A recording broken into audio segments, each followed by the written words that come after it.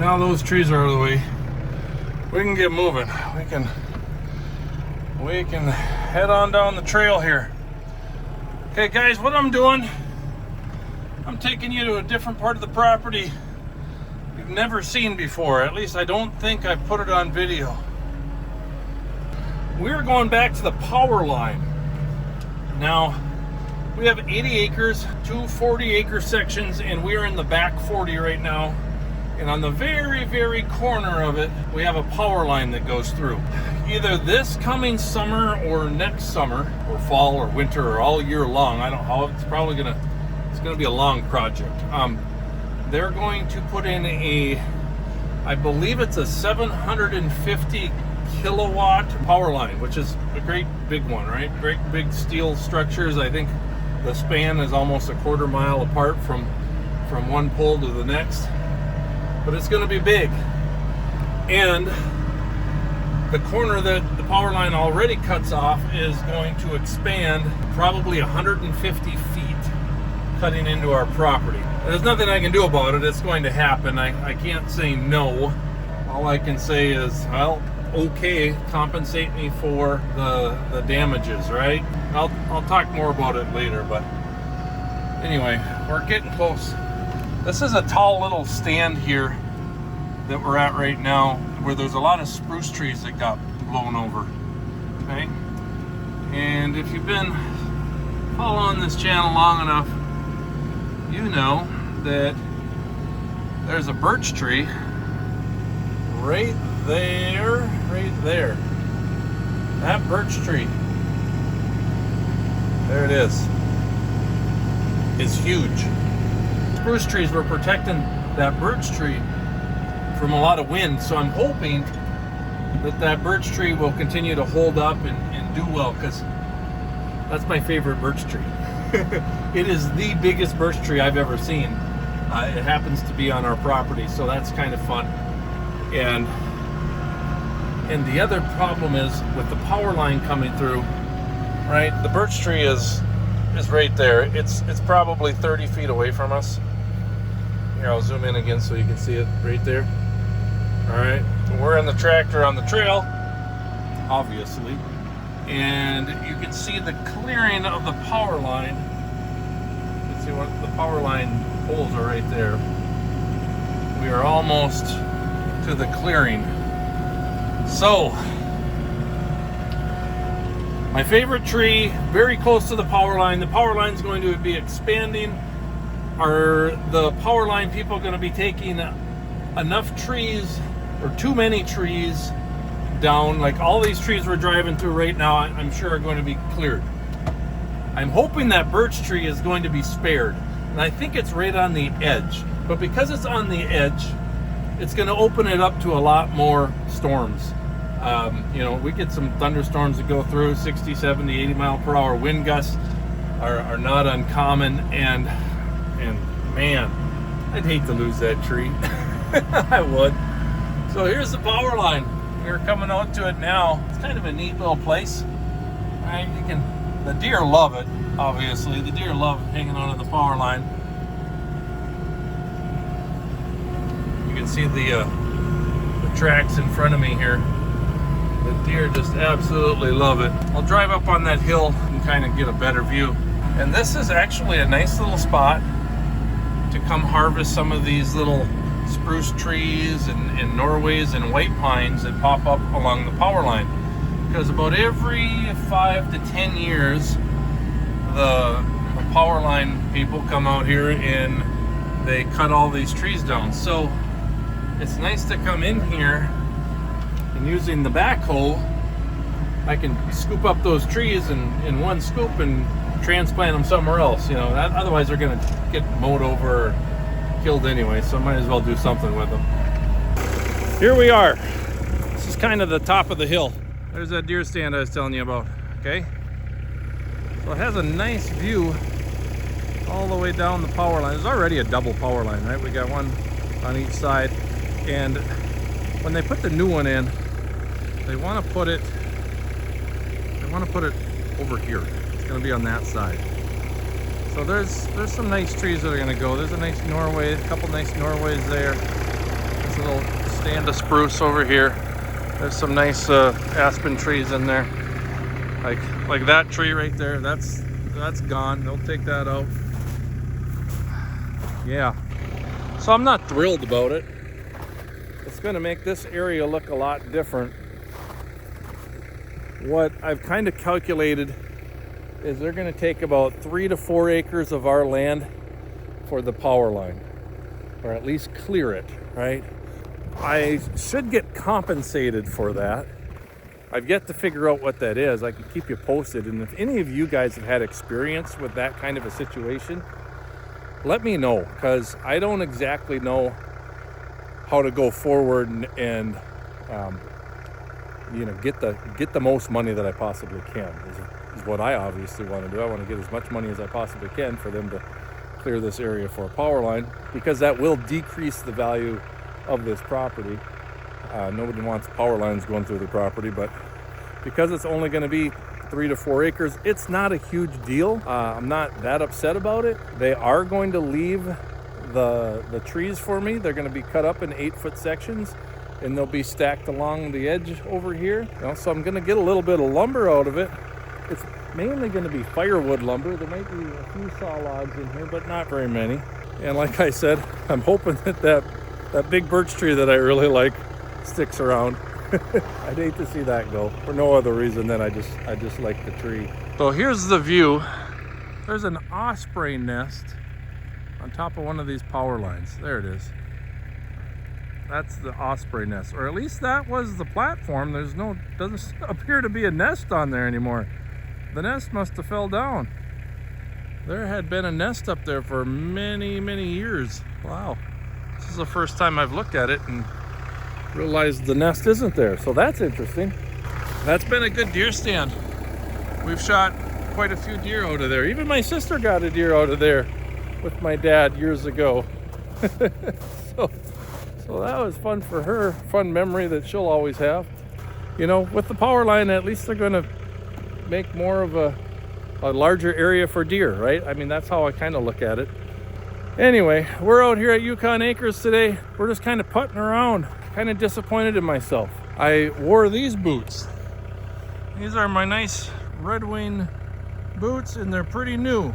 I did not bring my other work boots. And I really don't want to get these ones all full of oil, you know, chainsaw oil and sawdust. And so I'm just putting around in the tractor, doing a little surveying of the land, trying to burn a few brush piles. The ones that I want to burn aren't quite dry enough, so just outside having some fun. It's about 15 degrees and we don't have any wind. It's a pretty nice day, really. I'm kind of enjoying it. Well, I'm gonna get back in the tractor and we'll see what happens. I don't know. Stick around. Let's see what happens in this one.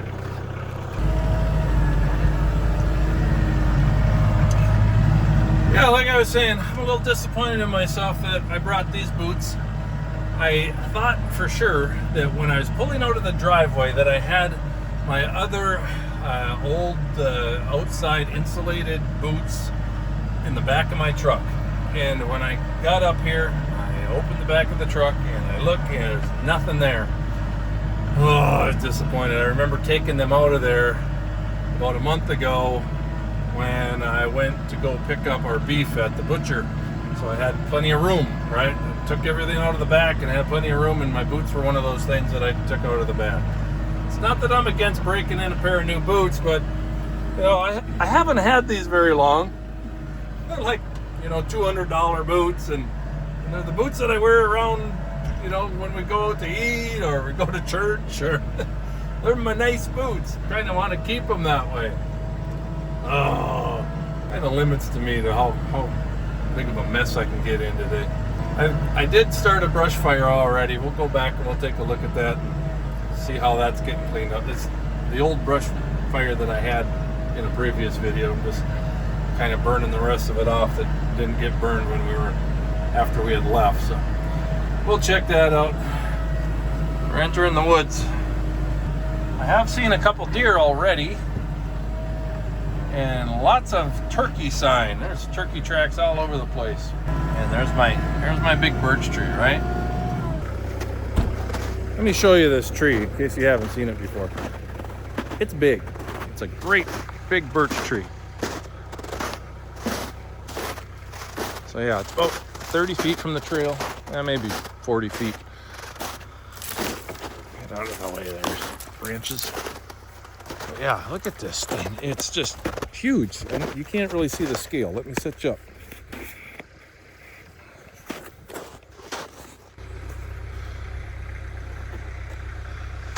Okay.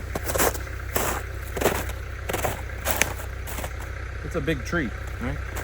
I can't get my arms around it. It's too big. And it is beautiful. Up, up, up, up, up it goes. It just has a beautiful crown up there. And it's all healthy. It's a healthy tree.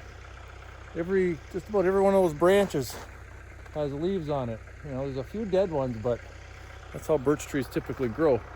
But it's just so nice. But look, right behind it is all those down spruce trees all over the place, right? They're just scattered. Like a big windstorm came through here and just sheared them all off. I need to get in there and do some cleaning up, but yeah. Yeah, there's an old standing tree. I wonder what that was. Probably a spruce tree at one point. Wow. Snapped right off in a storm. Yeah. Yeah. Unfortunate. Some of these trees, I think they blew down about 2 summers ago. And then when they did is kind of when I discovered this tree, because I could see it a lot easier. But it's a beaut. Doesn't it look good in the snow? That bright Kubota orange off of the white snow. I really hope that birch tree doesn't get affected by the power line. You guys are probably sick and tired of hearing about it, but now you know. Now you know my feelings. My thoughts and feelings about it. I really need to get in here and clean this up. This would be a good place to collect some firewood and clear out a little bit better. Make that a little more open. Be a nice place to open up. So this 40 that we're on, not all of it, but part of it. The part of it that we are in right now was logged about 30 years ago. Maybe a little bit longer than that. 35 years ago, 35 years ago. And it's finally starting to grow back up to the point where you can walk through the woods, you know, because after they forest and cut off take all the trees they're going to take, what happens is all these little aspen trees, all these little popple trees start popping up all over, and they're so thick you literally cannot walk through them because they get that thick when they first grow, the first 5-6 years especially. And then the weak ones start to die off and the forest starts to thin itself. As you can see through here, there's a lot of trees that are starting to fall down. Like this one that we were struggling with to get down earlier, that died and is gonna fall down and decompose, and the nutrients will go back into the soil, and the better trees, the stronger trees are going to continue to grow and grow. And it's basically survival of the fittest for trees. The best, fastest growing trees with the best source of water are going to survive. The smaller ones are going to get weeded out. So this forest is kind of right in the middle of becoming, you know, a freshly forested area and becoming in a mature forest, right? It probably has another 20 to 30 years to go before you can really get back here and it'll really open itself up. And then, of course, in that time frame, it'll be ready to get logged again. You know, if you want to log it and make a little money off of it, that's what people do. In 20, 30 years, I'll be in my 70s.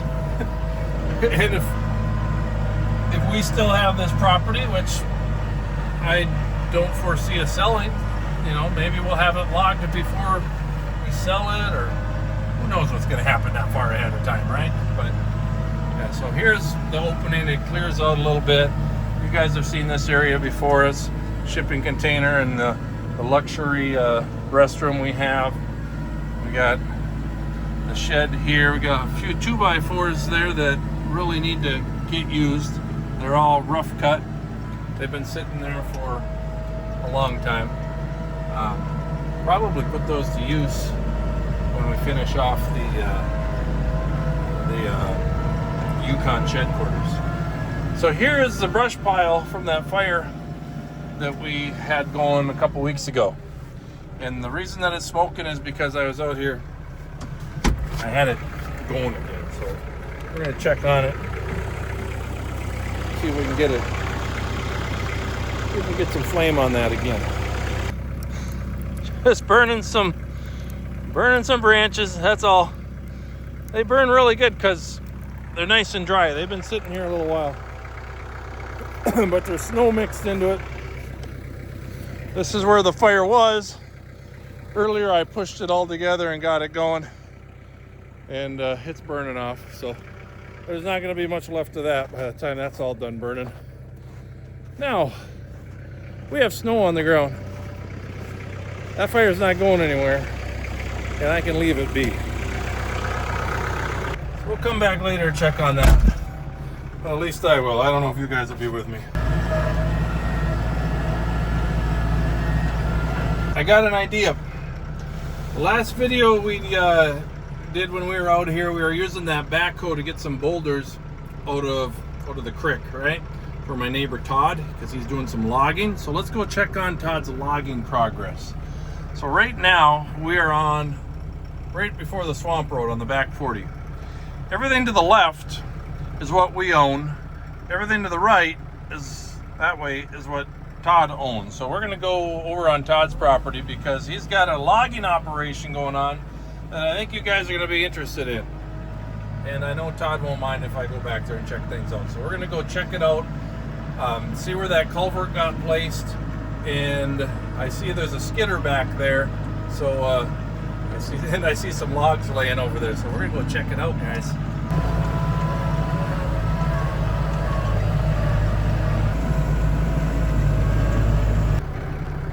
Wow! Let's go check this out, guys. This is incredible. We'll even shut the tractor off here. Let's go walk around and take a look, see. Holy man. Look at these. These are some nice logs here. Look at that. These are all popple, aspen, whatever you want to call them. Large tooth aspen is what I believe they are. Large and small tooth aspen, probably. A mix of them. But boy, oh boy, all cut into 8-foot logs. That's the skidder that did all the work. Check this thing out. Wow. Wow. I've never seen the back end of a skidder up this close. Well, I have, just haven't really paid attention to it. Look at the... Interesting. Huh. So those are all the collars for the cables. Wow. This is one mean looking beast. Jeez. She's got a Detroit diesel. I don't know what the brand name of this thing is, unless it's really called Tree Farmer, which could very well be. I don't know. I haven't heard of a whole lot of different logging equipment brands. So yeah, it says Tree Farmer. It's the C5D Tree Farmer, I guess. Boy, oh boy, look at some of the skid plates underneath this thing. And that blade is absolutely insane. Wow. That is cool. That is really neat. That is some heavy heavy duty reinforcement. This is all, look at it, it's all 1/2 inch plating all the way around it, under it. That's so cool. Wow. And there's that winch in there. Amazing. Huh. Well, there are some of the logs it took out. Here's some more. Look at these. These are beautiful. Wow. Holy man, those are nice looking. Jeez. That would make some nice tongue and groove paneling, wouldn't it? In fact, I'd really like to get some of that tongue and groove paneling. I need to talk to Todd and see if I could figure out who that logger is, who owns the tree farmer, the C5D, whatever it was. See if I can figure out who that is, and maybe I could get some tongue and groove from that. That would be really neat. That'd be fun. Here's where we're at. This is where we are where we put that culvert, that stream. Here's the old culvert, right? This is what we took out. Right, that was a mess. We took all that out. Todd must have moved it up here or had that guy with the skid. Look how full of mud it is. No wonder it was so heavy. That is just a mess of an old culvert. So there's the ends. One of the ends that Todd cut off. There's another end. Okay. So this is where we were. There's the boulders that we took out. Right? That's the biggest one. Second biggest one and the third biggest one. They're all pretty good size. And this is where the culvert is now. Right here. Okay. So that skidder's now been able to get across here. We still need a little more gravel on top of this culvert. You can see it's sticking through. Don't want to punch a hole in it. So let's go see where they've been clearing a little bit. Because there was, you know, you've seen the size of those logs. They're really nice and mature. Let's check this out. Look at, okay. Oh, wow, does this ever look different, huh? Well, you guys wouldn't know, but I do. Yeah, this really has opened up a lot now. Okay. Wow. Yeah, see, in here is where all those nice mature popple aspen trees were at. And they really got a bunch of them out of there. And then back, way back there too, is where a bunch of them were. So, glad that they got harvested, because they were getting to the point where they were getting too big. They were just starting to fall down in storms. So instead of them being wasted, they might as well get used for something. Wow. Todd's gonna have a lot of fun cleaning up back here. He's got a forestry road now. I know he's got a brush hog on his brand new 3 Series John Deere with a cab, which is a pretty nice machine actually. But he's got a brush hog on there, and he's gonna have some fun cleaning some of this stuff up. This is neat. Huh. I'll be darned. Pretty cool. Pretty cool. Again, here's where the culvert's at. Look at, the creek water was up to that point, and the ice or the water level's gone down, and the ice shelf is just kind of hanging in there. Wow. So yeah, there's this deer stand we went past earlier. So yeah, all of this used to be our property. We sold it to Todd about 3 or 4 years ago. Couldn't ask for a better neighbor. What a great guy. So he keeps an eye on our stuff, and I was happy that I was able to help him out when we were here last time, getting those boulders out. And it's nice to see that he's getting some logs out of here. You guys remember those big tall pine trees on part of Yukon Acres back in the day? Well, he's had those cut down too. Those are already gone, but there was a huge stand of pine trees. It was back that way, and it looks so much different. It's just weird to look at because it's not like it used to be. It's all completely different. Gonna have to get used to looking at that now. But look at these. Okay, guys, I can't figure this out. I wish I could see the process, but here, see how these logs, like this is one continuous log all the way across, right? And every one of them is one continuous log all the way across. It's the same tree. But how does the logger drag all the trees here and then come in and then cut them right down the middle ever so nicely?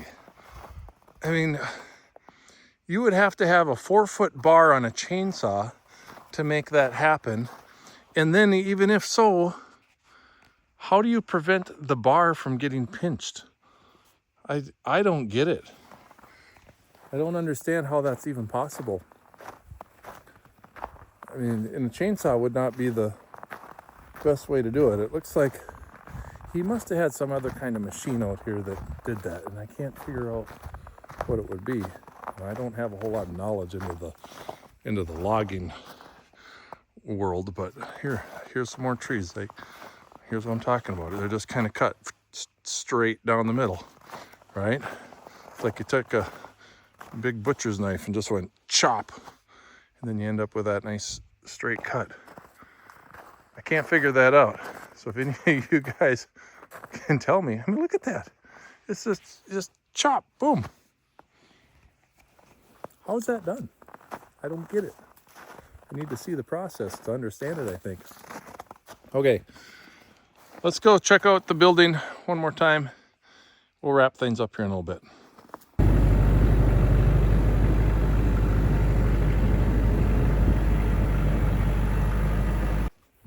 All right, there we have it, guys.